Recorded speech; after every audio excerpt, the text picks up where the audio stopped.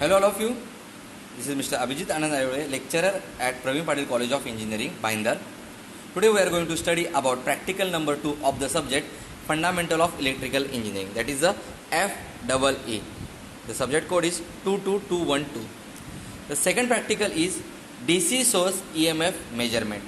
यहाँ पे हमें दिखाई दे रहा है कि DC सोर्स EMF मेजरमेंट, मतलब इतना तो क्लियर है कि जो सप्लाई है वो DC है और EMF मतलब हमें यहाँ पे वोल्टेज मेजर करना है। ओके, तो सबसे पहले हम जाते हैं सर्किट डायग्राम पे। यहाँ पे देखो आपको सर्किट डायग्राम दिखाई दे रही है।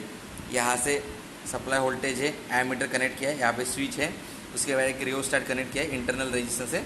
इस तरह से यहाँ पे सप्लाई है। कौन कौन से रिसोर्स लगने वाले हैं?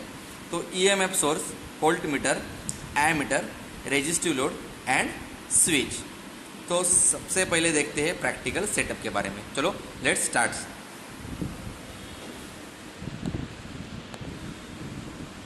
जैसे कि हमें बताया था कि यहाँ पे रिसोर्सेज कौन कौन से यूज़ होने वाले। यहाँ पे है हमारा DC सप्लाई सोर्स, यहाँ पे आपको दिखाई दे रहा है, ये DC सप्लाई सोर्स है। उसके बाद हमने वोल्ट मीटर एंड एमीटर का यूज़ करने के लिए यहाँ पे मल्टीमीटर यूज़ किया है। मल्टीमीटर नाम में ही सब है कि मल्टीमीटर वो मल्टीपर्पज़ के लिए यूज़ किया जाता है। सो मैंने ये मल्टीमीटर मैंने एमीटर के लिए कनेक्ट यूज़ किया है। उसके बाद मैंने ये multimeter as a volt meter use किया है। ओके, उसके साथ साथ एक रियोस्टैट भी है। रियोस्टैट मतलब जो रेजिस्टेंस को वेरी कर सकता है उसे कहा जाता है रियोस्टैट। देखिए, मैं आपको प्रैक्टिकल समझाने से पहले एक बात क्लियर करना चाहता हूँ।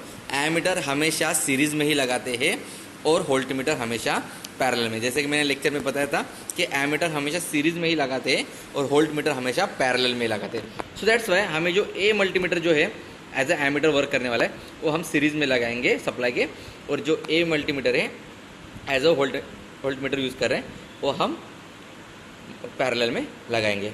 तो सबसे पहले देखते हैं कि किस तरह से कनेक्शन किया गया है। सो यहाँ पे ये मेरा जो है वो DC सप्लाई है। तो सबसे पहले मैंने उसको ऑफ कर रखा है। हमेशा स्टार्टिंग में ये चीज़ें हमें याद होगा, कनेक्शन करते समय कभी भी सप्लाई को ऑफ ही रखना है, उसके बाद ही कनेक्शन करना है। कनेक्शन करते समय 2-3 चीज़ें हमें याद रखनी है। अभी मैंने यहाँ पे पूरा का पूरा सेटअप करके ही रखा है। फिर आपको बताता हूँ कि connection should be tight connection होना चाहिए। लूज़ कनेक्शन इलेक्ट्रिकल में पॉसिबल ही नहीं है, क्योंकि लूज़ कनेक्शन की वजह से there is a chances of the sparking, error आने के भी बहुत चांसेस होते हैं। So that's why connection should be tight. और दूसरी चीज़ है कि जो पैच कार्ड या फिर जो वायर हम यूज़ करने वाले हैं, सबसे पहले उसकी कंटिन्यूटी चेक करेंगे। अगर कंटिन्यूटी है, कंटिन्यूटी के लिए साउंड बजता है, देन एंड देन ओनली ही हमें यहाँ पे यूज़ करना है, नहीं तो अंदर से कहीं तो वायर ब्रेक है, ये समझ लो। सो यहाँ पे आपको क्लियर दिखाई दे रहा है, एक पॉजिटिव है और एक नेगेटिव है। ओके, सो पॉजिटिव का सप्लाई हमने यहाँ से जो ब्लैक वायर है, ये सप्लाई यहाँ से मेरा गया है 10 एम्पियर के, एज अ एमीटर यूज़ कर रहे हैं तो मैं 10 एम्पियर के टर्मिनल को। ओके, तो ये हो गया। उसके बाद यहाँ का कॉमन सप्लाई गया है रियोस्टैट को। रियोस्टैट को मैंने डायरेक्ट कनेक्ट नहीं करवाया, सो मैंने इस तरह से कनेक्ट कर दिया है। ओके, ये रियोस्टैट को इस यहाँ से कनेक्ट हो गया, एक रियोस्टैट का टर्मिनल। ओके, रियोस्टैट का दूसरे टर्मिनल से मेरा ये देखो, ये जो रेड है वो सप्लाई के निगेटिव के लिए। इतना सिंपल है। सो क्वेश्चन यह आता है कि वोल्ट मीटर कैसे लगाए। तो वोल्ट मीटर मैंने यहाँ पे ये 2 टर्मिनल के अक्रॉस लगाया है, मतलब पैरेलल में मैंने वोल्ट मीटर लगाया है। सो हमें देखना क्या है? देखना ये है कि मैं जैसे रेजिस्टेंस वैरी करता हूँ, जिस तरह से रियोस्टैट का रेजिस्टेंस में वैरी करता हूँ, उस तरह से मेरा वोल्ट मीटर और मेरा जो एमीटर है उसमें उसके रीडिंग में क्या फ़र्क आते हैं, ये हमें देखना है।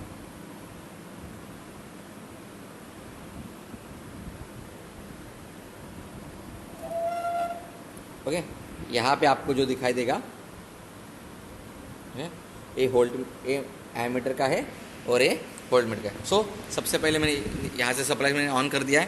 अभी मैं यहाँ से सप्लाई ऑन करूँगा। एक पर्टिकुलर वोल्टेज में मैं सेट करने वाला हूँ। देखो, मैंने 10 वोल्टेज पे सेट किया। अगर इनसे ज़्यादा कुछ है तो यहाँ पे फाइन होता है, यहाँ से फाइन से हम एडजस्ट कर सकते हैं। सो मैंने यहाँ पे 10 पे एडजस्ट कर दिया है। रियोस्टैट हमेशा एक ध्यान रखें, मिडल में ही रखें। बहुत बार ऐसे होता है कि रियोस्टैट वैरी करने की वजह से हाई लेवल पे जाएगा, लो लेवल पे जाएगा, ये पता नहीं चलता। सो दैट्स वाई बेटर रहेगा कि आप मिडल पे ही रखो। यहाँ पे देखो, इंटरनल रेजिस्टेंस की वजह से माइट भी थोड़ा सा करंट फ्लो हो रहा है। और यहाँ पे जो सप्लाई है वो 10.03 दिखाई दे रहा है। चलो जैसे मैं रेजिस्टेंस वैरी करूँगा वैसे मेरा सप्लाई चेंज होते जाएगा, सप्लाई एज वेल एज मेरा करंट भी चेंज होते जाएगा। लेकिन मेरा जो ईएमएफ है वो मतलब जो सोर्स का वोल्टेज है वो चेंज नहीं होगा। चलो बात करते हैं। मैं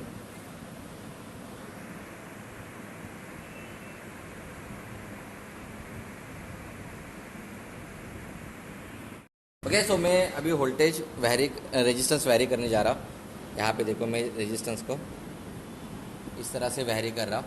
आपको एक चीज़ समझ में आई कि यहाँ पे आपको वोल्टेज का फ्लक्चुएशन दिखाई दे रहा है।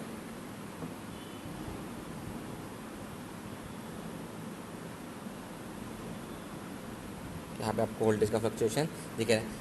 साथ में देखो यहाँ पे करंट भी चेंज होते जा रहा है। मैं फिर से बढ़ा के वोल्टेज वैरी करता हूँ। यहाँ पे देखो मैं मिडल में फिर से लेके आया हूँ और रेजिस्टेंस वैरी कर रहा हूँ। जैसे रेजिस्टेंस वैरी कर रहा हूँ मैं वैसे मेरा करंट भी चेंज होते हुए दिखाई दे रहा है आपको।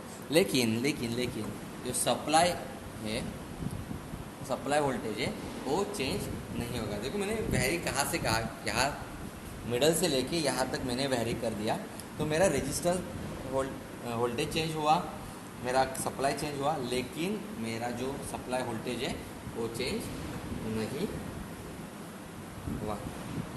ये यही हमें प्रैक्टिकल नंबर सेकंड में सीखना था। तो यहाँ पे हम देखते हैं कि इस तरह से मेरे पास ऑब्जर्वेशन टेबल है। यहाँ पे देखो हमने ऑब्जर्वेशन टेबल किया, जो सप्लाई वोल्टेज है वो मेरा कांस्टेंट है 10 वोल्टेज 10 वोल्टेज 10 वोल्टेज 10 वोल्टेज। जो मेरा करंट था 0.1 था कब, जब मेरा टर्मिनल था 9.82 था।